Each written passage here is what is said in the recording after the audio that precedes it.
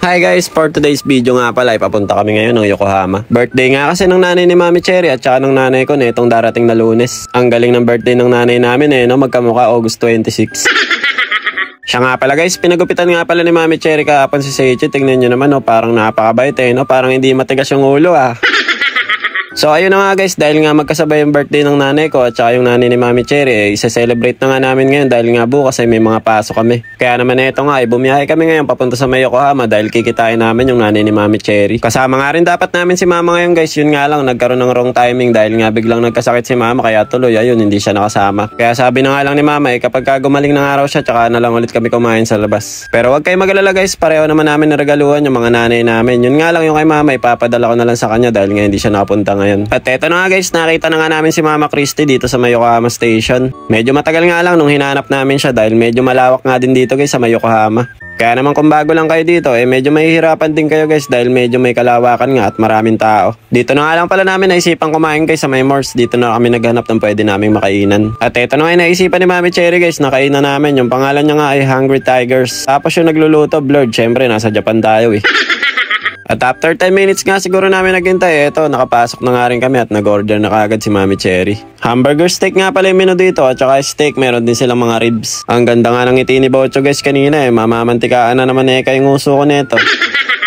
Nasarapan nga ako dito sa may soup nila guys. Imagine niyo yung sopas na maraming gatas. Ganun yung lasa niya tapos may kasama na rin salad. At habang hinihintay pa nga namin yung pagkain namin guys, ayan kumain muna sila Saori at Seichi ng patatas. Napa-order na nga din ako ng beer dito guys dahil nga celebration nga sana to ng birthday ni Mama at saka ni Mama Christy.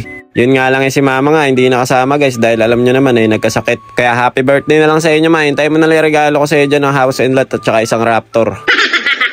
At eto na nga guys, dumating na nga yung mga na-order namin. Isang burger steak, tapos ito naman steak.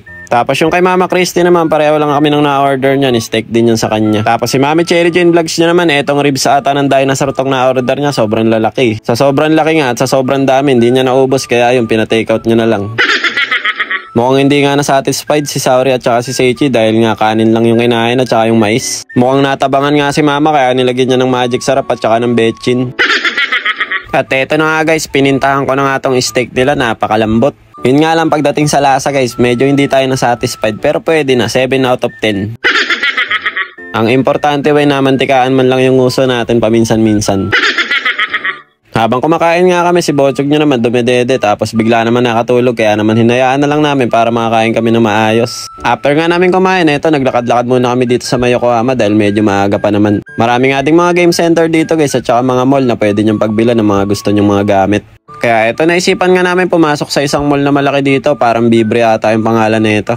Medyo maraming ang tao ngayon guys dahil nga araw ng linggo ngayon, family day, kaya ayan kain sila sa labas tapos pag-alagala. Pagpasok pa nga lang namin dito guys, ito agad yung bumungad sa amin yung Onitsuka Tiger na bagong sapatos. Alam ko guys, sikat sa atin to sa Pilipinas kapag dito nyo binili to mura tapos pag binenta nyo naman sa Pilipinas parang doble na ata yung presyo. Gusto ko nga sana bumili nito guys kaya lang pera na lang yung kulang Pero hindi naman talaga siya sobrang mahal guys. Kayang-kaya naman kapag pinag-ipunan nyo or may extra kayong budget. Saway nga ako ng saway kay Saori at Seichi dito guys. Nako si Seichi pinaglalaroan yung tiger dito Baka mamaya maputol yung buntot wala kayo babayad dyan.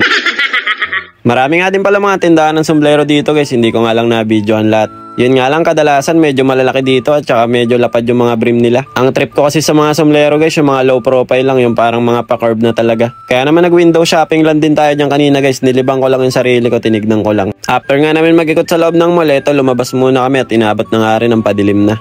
Pumasok nga kami dito guys sa may game center, tinesting namin makakuha ng mga stop toys. Yun nga lang guys, hindi rin kami nagtagal dahil nga hindi rin kami makakuha dahil ang papangit din ng mga machine nila dito. Siguro mga naka 1,500 yan na nga kami nito, kung sa Philippine peso naman 550 na wala pa rin kami nakukuha. Kaya naman sabi ko kay Mami Cherry, tara lumabas na lang tayo, bumili na lang tayo sa ibang lugar. Bale, ito na nga guys, meron nga palang Don Quixote dito sa Yokohama at dito nga kami pumasok. Pagkadating nga namin dito, ito yung mga laruan na nakita namin. Nakita ko nga yung bulldog dito na kinakatakutan ni Seichi. Nako, pati si Ate Saori nga guys, takot dito. Sabi ko nga, bibilin ko, maglaro kami. Kaya lang si Seichi guys, matatakotin talaga, laging tumatakbo Ang dami nga rin mga sample na laruan dito guys. Kaya naman nilaro muna ni Saori at saka ni Seichi. Naglibang-libang muna sila. Si Bossing Bochog nyo nga ito, nag-iikot-ikot. Di ko alam kung laruan ba hinahanap nito. Abab May nakita na naman nga akong biglang ipangasar kay Seichi guys. Itong crocodile. Takot na takot Lagi ko kasing inaasar yung mga yan